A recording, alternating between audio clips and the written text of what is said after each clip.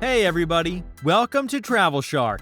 Today, we're going to see the top 10 of Puerto Vallarta, the best travel destination in Mexico. Puerto Vallarta is a well-known beach resort city on Mexico's Pacific coast. When you hear the name, what should come to your mind are its beaches, surrounded by the Sierra Madre Mountains, the core of its culture, food, and the warmth and friendliness of its people. This lovely place oozes real Mexican flavor and character.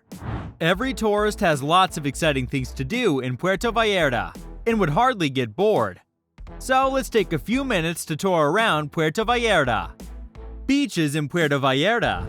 Let's start off with the most common tourist attractions of many countries: beaches. Puerto Vallarta is where you should visit to see the best beaches in Mexico. There are many, but a few are especially stunning. Playa Las Animas is special because it's connected to a coastal mountain hiking trail. If you don't like the jungle around Playa Las Animas, you can head to Bucieras Beach, where you can rest and enjoy the powdery white sand. In the Bucieras Golden Zone, you can learn a lot about the local culture and, of course, do some shopping. Lastly, there's always Playa Las Gemales. This is the famous twin beach of Puerto Vallarta. A 1,000-foot tall rock wall separates North and South Beach. These two beaches get crowded quickly though, so it's best to leave early and claim your spot in the sun. You can go snorkeling, swimming, and paddle a sea kayak. Bay of Banderas. Let's move from the beach to the islands. We cannot miss the Bay of Banderas on this journey. This is not just a tourist attraction, but an important part of the land, as it acts as a barrier to hurricanes. Getting into the waters of Banderas Bay is regarded as one of the most interesting activities for tourists. There are many paid boat tours to take you to Las Animas Beach, which we showed you before, and Yalapa, which we will be showing you soon. You can observe marine life, and this place is best known for dolphin or whale sightings in Puerto Vallarta.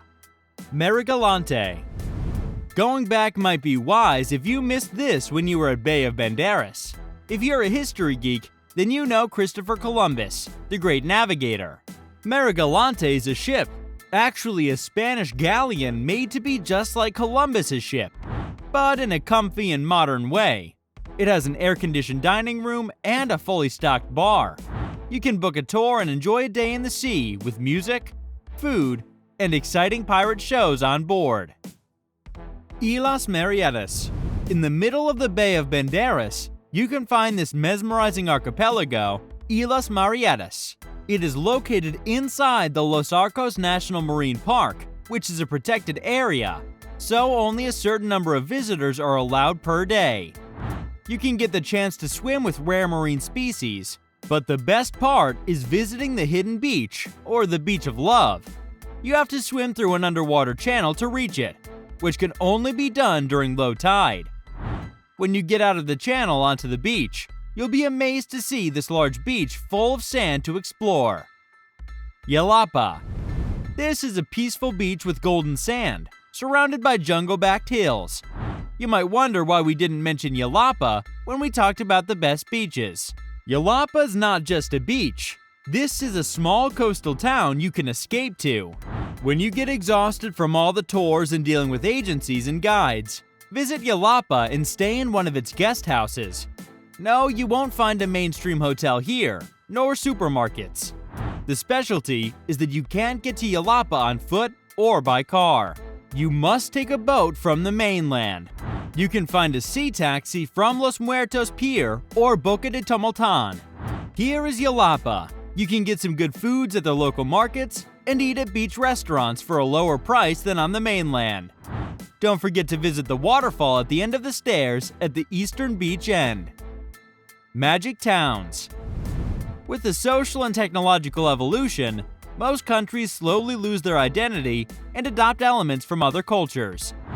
So, a few years back, some towns in Mexico were named Magic Towns, as they had held on to their cultural ancestry and charm. If you wish to see the originality of the Mexican way of life, then don't forget to see these three magic towns: San Sebastián del Oeste, which depicts life in the mining time; Talpa de Allende, a village veined with cobblestone streets lined with brilliantly colored buildings, and Mascata, the town with the unfinished church, the Temple Inconcluso de la Preciosa Sangre. Yes, they protect these towns so they aren't spoiled by foreign cultures. The Malecon. No one who comes to Puerto Vallarta misses the Malecon. This mile-long beachfront walkway starts from downtown and ends in Zona Romantica, which we will talk about next. The Malecon is always a bit busy, but it's worth it and there's no closing time. The best time for a stroll is in the evening. You can see the Church of Our Lady Guadalupe, jungle-covered mountains, the Bay of Banderas, and many other breathtaking sceneries along the path. You can enjoy local street food from many food carts, and enjoy live music and traditional dances as the night falls. A stroll along the Malecon is a must-try, and you can never get all of it in one day. Zona Romantica and Isla Quale. Rio Quale, or the Rio River, is the river that separates Zona Romantica and Isla Quale. There's a bridge across the river, so you can travel from one side to the other. Zona Romantica, or the Romantic Zone of Puerto Vallarta, is a historic district. It will feel different when you walk along the cobblestone streets and colorful houses. This may even look like a scene from a kid's movie to some. Most of these houses have an ornate garden in the front and plant-laden balconies. Don't forget to pay a visit to the old farmer's market. Just like they say love is blind, so is the Zona Romantica.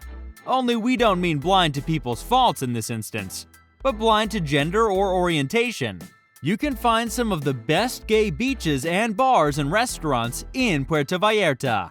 As the romantic zone of this destination, the only thing that truly matters is that you and your partner enjoy your stay. Now you may cross the bridge and come to Isla Quale. This may be easier said than done, however, as this place is known to be hard to find by many tourists.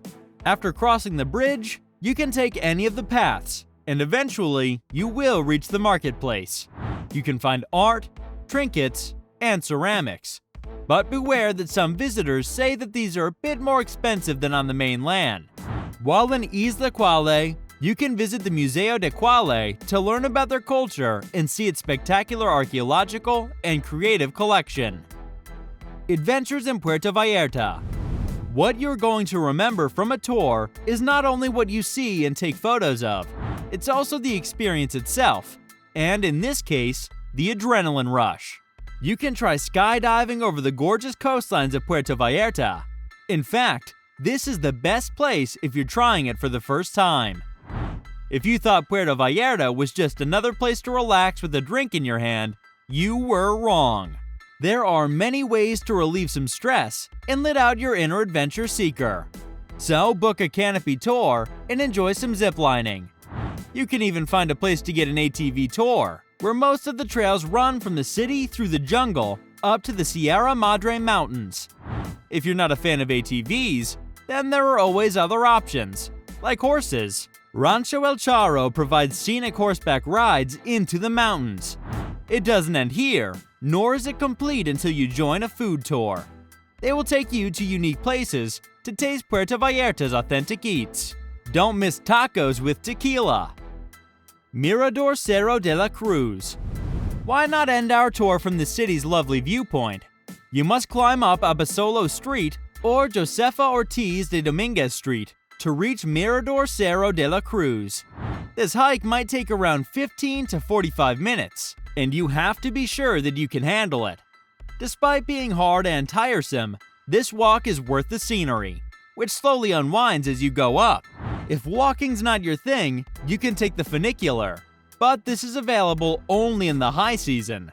Once you're on the top, become a bird for a while and see the entire city and how it resides between the sea and the mountains. This 360-degree view will allow you to see the Bay of Banderas and the Sierra Madre Mountains. Watching the sunset or the sunrise from here will be memorable. So that's it for today's upload. Subscribe and turn on notifications so you don't miss any top travel videos. And we'll see you in the next one. Take care!